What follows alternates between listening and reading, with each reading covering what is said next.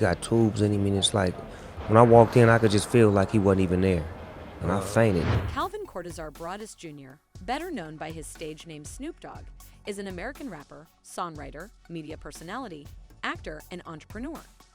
His career began in 1992 when he performed on Dr. Dre's first solo single, Deep Cover, and later on Dre's first solo album, The Chronic. Broadus has sold over 23 million albums in the United States and 35 million worldwide. Tupac Shakur, also known as Tupac and Machiavelli, was an American rapper and actor who was born on June 16, 1971, in Lesane Parish, Crooks. He is primarily considered as one of the all-time great rappers. Snoop Dogg and Tupac Shakur have a long history together, extending back to the artist's early days in Southern California. As they rose to fame in the early 1990s, they were close friends and partners. Suge Knight, a record executive, founded Death Row Records in 1991, catapulting rappers like Snoop Dogg and Dr. Dre to stardom. Tupac Shakur came to fame in the early 1990s, and in 1996, he signed with Death Row Records. Tupac's first Death Row album, All Eyes on Me, featured a collaboration between Snoop and Tupac called Two of America's Most Wanted. Tupac was shot and killed in Las Vegas later that year. Therefore, that was the only time the two musicians collaborated. This was one of Shakur's last songs while alive. Snoop Dogg has shared a painful recollection of Tupac Shakur, his late friend. When Tupac Shakur was hospitalized following the 1996 shooting in Las Vegas, Snoop Dogg wasn't expecting to see him in such bad form. Snoop Dogg revealed what he witnessed in the aftermath of the incident on Logan Paul's Impulsive podcast. Snoop Dogg said that he fainted when he realized how badly fellow rapper Tupac Shakur was injured after his death in a drive-by shooting in Las Vegas in 1996. While there have been various conspiracy theories surrounding the killing of Tupac Shakur, it is known that former Death Row Records CEO Suge Knight was driving the car at the time Tupac Shakur was shot in the passenger seat. Knight is currently serving a 28-year term for a fatal hit-and-run incident in 2015, to which he pled no contest. They were just talking to Suge, and he had his head wrapped up, and he was telling us what had happened and said, "Pac is going to be all right, and he is going to pull through it." Snoop Dogg was horrified when he arrived at the hospital and saw the magnitude of Shakur's injuries. They thought he would be fine until they got to the hospital and found out it wasn't. He had tubes inserted into him. When I stepped in, I had the distinct sensation that he wasn't even there, and I passed out. Snoop explained.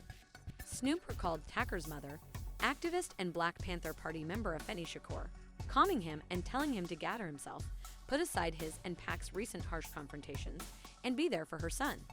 Afeni Shakur said to put aside any resentments between the two.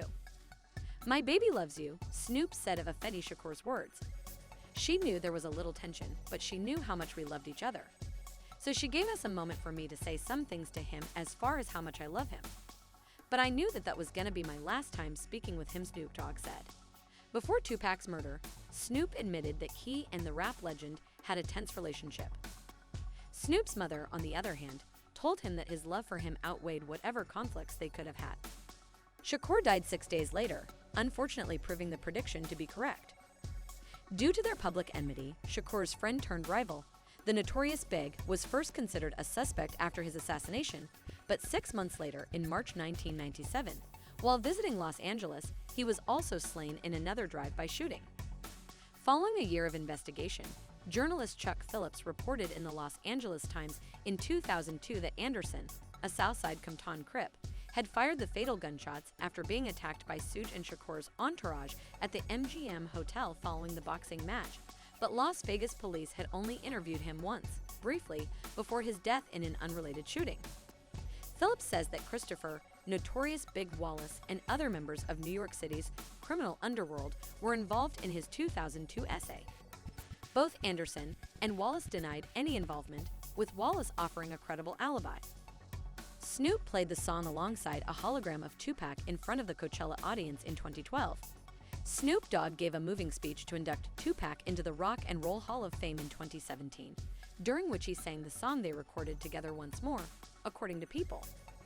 Tupac was referred to as his brother at the time, and he revealed that they were even born in the same area in 1971. In 2019, Snoop revealed how tense his relationship with the California Love artist had become. Despite the historic rivalry between Tupac from the West Coast and Biggie Smalls, dubbed the Notorious Big, who was from the East Coast, Snoop indicated he had no issues with East Coast rappers during a radio visit on Hot 97. Following that, on a flight back to Los Angeles, Shakur refused to speak with him, and Knight was denied access to Snoop's security. Before Shakur's death, that was the final time they saw each other. Despite their brief controversies, Snoop Dogg and Pac had a strong friendship. Tupac's visage was featured in Dogg's music video for I See Your Bullshit in 2020. In the video, the Long Beach native collaborated with VFX company Corridor Digital to reintroduce Shakur lip-syncing to Dogg's lyrics using deepfake. Snoop stated in 2022 that he had purchased Death Row Records and planned to bring it into the 21st century as an NFT label.